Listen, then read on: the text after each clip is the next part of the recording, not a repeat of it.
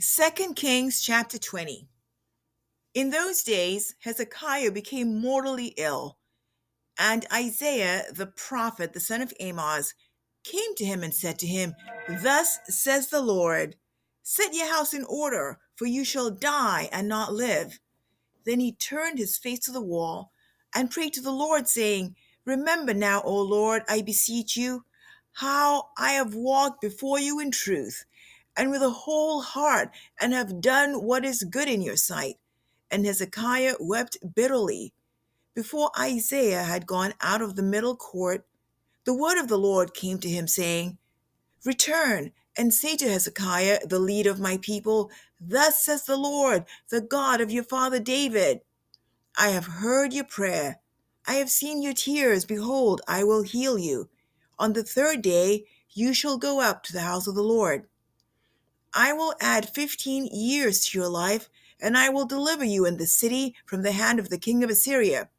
And I will defend this city for my own sake and for my servant David's sake." Then Isaiah said, "Take a cake of figs." And they took and laid it on the boil, and he recovered.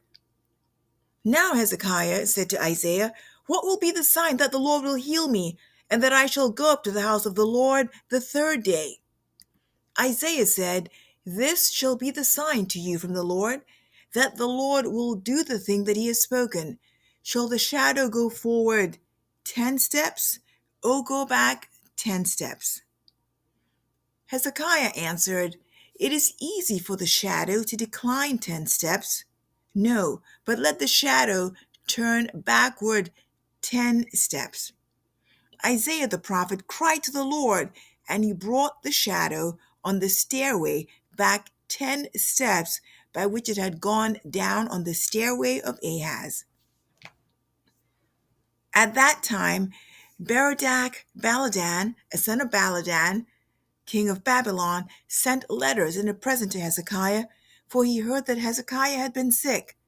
Hezekiah listened to them and showed them all his treasure house, the silver and the gold and the spices and the precious oil, and the house of his armor, and all that was found in his treasuries. There was nothing in his house, nor in all his dominion, that Hezekiah did not show them. Then Isaiah the prophet came to King Hezekiah and said to him, "What did these men say, and from where have they come to you?" And Hezekiah said, "They have come from a far country, Babylon." He said, "What have they seen in your house?" So Hezekiah answered, "They have seen all that is in my house. There is nothing among my treasuries that I have not shown them." Then Isaiah said to Hezekiah, "Hear the word of the Lord. Behold, the days are coming when all that is in your house and all that your fathers have laid up in store to this day shall be carried to Babylon. Nothing shall be left, says the Lord. Some of your sons who shall issue from you, whom you will beget, will be taken away, and they will become officials in the palace of the king of Babylon." Then Hezekiah said to Isaiah, "The word of the Lord which you have spoken is good." For he thought, "Is it not so, if there will be peace and truth in my days?" Now the rest of the acts of Hezekiah, and all his might, and how he made the pool and the conduit, and brought water into the city, are they not written in the book of the Chronicles of the kings of Judah? So Hezekiah slept with his fathers, and Manasseh his son became king in his place.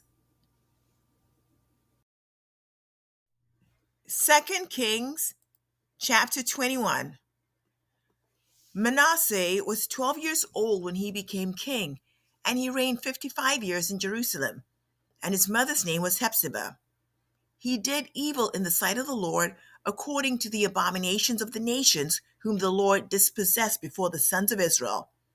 For he rebuilt the high places which Hezekiah his father had destroyed. And he erected altars for Baal, and made an Asherah, as Ahab king of Israel had done, and worshipped all the hosts of heaven and served them. He built altars in the house of the Lord, of which the Lord had said, "In Jerusalem I will put my name." For he built altars for all the host of heaven in the two courts of the house of the Lord. He made his son pass through the fire, practiced witchcraft, and used divination, and dealt with mediums and spiritists. He did much evil in the sight of the Lord, provoking him to anger. Then he set the carved image of Asherah that he had made in the house of which the Lord said to David and to his son Solomon, "In this house and in Jerusalem, which I have chosen from all the tribes of Israel, I will put my name forever. And I will not make the feet of Israel wander any more from the land which I gave their fathers, if only they will observe to do according to all that I have commanded them, and according to all the law that my servant Moses commanded them." But they did not listen, and Manasseh seduced them to do evil more than the nations whom the Lord destroyed before the sons of Israel. Now the Lord spoke through his servants the prophets, saying, "Because Manasseh king of Judah has done these abominations, having done wickedly more than all the Amorites did who were before him, and has also made Judah sin with his idols, therefore thus says the Lord, the God of Israel, Behold, I am bringing such calamity on Jerusalem and Judah that whoever hears of it, both his ears will tingle. I will stretch over Jerusalem the line of Samaria and the plummet of the house of Ahab, and I will wipe Jerusalem as one wipes a dish, wiping it and turning it upside down. I will abandon the remnant of my inheritance and deliver them into the hand of their enemies, and they will become as plunder and spoil to their enemies, because they have done evil in my sight and have been provoking me to anger since the day their fathers came from Egypt, even to this day. Moreover, Manasseh shed very much innocent blood until he had filled Jerusalem from one end to another, besides his sin which he made Judah sin in doing evil in the sight of the Lord. Now the rest of the acts of Manasseh, and all that he did, and his sin which he committed, are they not written in the book of the Chronicles of the kings of Judah? And Manasseh slept with his fathers, and was buried in the garden of his own house, in the garden of Uzzah, and Amon his son became king in his place. Amon was 22 years old when he became king, and he reigned 2 years in Jerusalem, and his mother's name was Meshullemeth, the daughter of Haruz of Jotbah. He did evil in the sight of the Lord, as Manasseh his father had done, for he walked in all the way that his father had walked, and served the idols that his father had served, and worshipped them. So he forsook the Lord, the God of his fathers, and did not walk in the way of the Lord. The servants of Amon conspired against him, and killed the king in his own house. Then the people of the land killed all those who had conspired against King Amon, and the people of the land made Josiah his son king in his place. Now the rest of the acts of Amon which he did, are they not written in the book of the Chronicles of the sons of Judah? He was buried in his grave in the garden of Uzzah, and Josiah his son became king in his place. 2 Kings chapter 22. Josiah was 8 years old when he became king, and he reigned 31 years in Jerusalem. And his mother's name was Jedidah, the daughter of Adiah of Bozkath. He did right in the sight of the Lord, and walked in all the way of his father David, nor did he turn aside to the right or to the left. Now in the 18th year of King Josiah, the king sent Shaphan, the son of Azaliah, the son of Meshullam the scribe, to the house of the Lord, saying, Go up to Hilkiah the high priest, that he may count the money brought into the house of the Lord, which the doorkeepers have gathered from the people.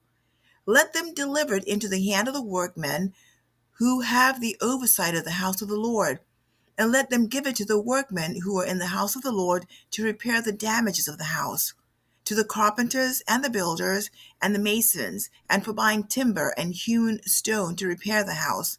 Only no accounting shall be made with them for the money delivered into their hands, for they deal faithfully. Then Hilkiah the high priest said to Shaphan the scribe, I have found the book of the law in the house of the Lord. And Hilkiah gave the book to Shaphan, who read it.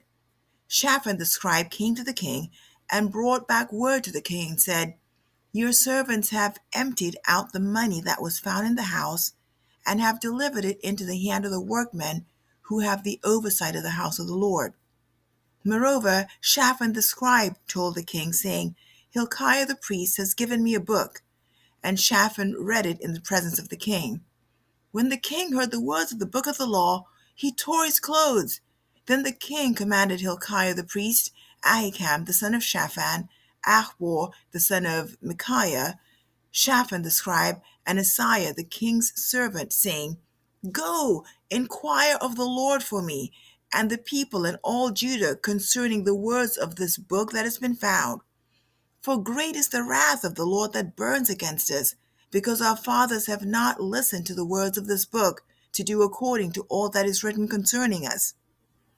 So Hilkiah the priest, Ahikam, Achbor, Shaphan, and Asaiah went to Huldah the prophetess, the wife of Shallum, the son of Tikvah, the son of Harhas, keeper of the wardrobe.